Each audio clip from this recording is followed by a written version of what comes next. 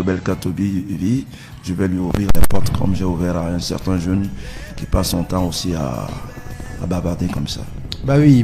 On voit même votre amitié avec... je sais pas si c'est une amitié, mais même Longuet vous a aussi un peu taclé sur les réseaux ces derniers temps. Oh, moi, ça ne me surprend pas de ce comportement. Je dis que bon, à un certain âge, il faut avoir une famille. Donc, quand je parle de famille, il faut avoir une femme à la maison, il faut avoir des enfants. Ça fait que cet équilibre mental, on l'obtient. Mais quand à un certain âge, on n'a pas tous ces gens-là, on est déséquilibré mentalement. Je crois que Longuet, il a une famille, non? Je ne sais pas, mais quand on arrive chez moi, on trouve une femme, on trouve des enfants. La preuve. On trouve une très grande concession. Ouais. On ne voit pas quelqu'un qui loue par-ci, par-là.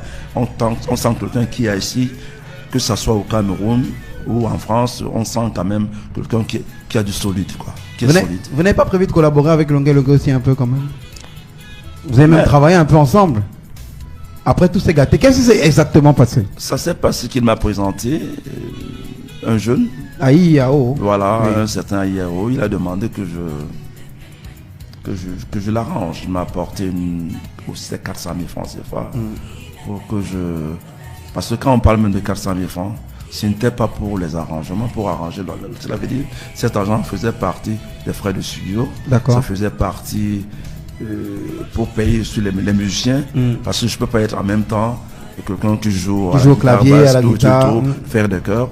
Donc, ça fait que cet argent est parti là. Et j'avais fini mon travail. Et cela veut dire qu'il fallait maintenant le livrer. Je ne suis pas technicien de studio. Cela veut dire la personne qui devait mixer la chanson était prise par d'autres choses parce qu'en dehors qu'il travaille au studio, ce monsieur est aussi artiste comme moi. Ouais. Il a des combos par-ci par-là. Et puis au moment aussi où la Covid a frappé ma femme à la maison, donc je sais entre l'hôpital et tout. Mais finalement, j'avais remis la bande et jusqu'aujourd'hui, je lui demande 100 000 francs qui restent, mais je ne parle pas. Bon, j'avais remis. En fait, moi, ça me fait mal, ça m'écoeure dans ce genre de problèmes qui ne me ressemblent pas. Ça, moi, je me dis que ça, c'est le quartier. Je ne suis pas quelqu'un du quartier. J'ai quand même une dimension à respecter. Mon âge déjà ne me permet pas de faire n'importe quoi.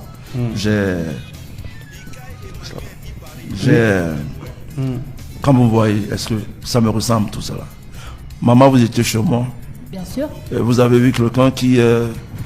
non, pas du tout. Quelqu'un d'assez responsable. J'ai quand même une concession à perte de vue. Oui, une très belle maison. Hein. Pas une, j'ai 2 maisons étages. Tout auprès de 6 climatiseurs. 2 voitures dans ma concession. Je ne vois pas en train de déjà que ma vie n'est pas en France CFA, je vis en Europe. Donc, excusez, c'est pas une façon de faire la pub, mais je vous dis que ça ne me ressemble pas.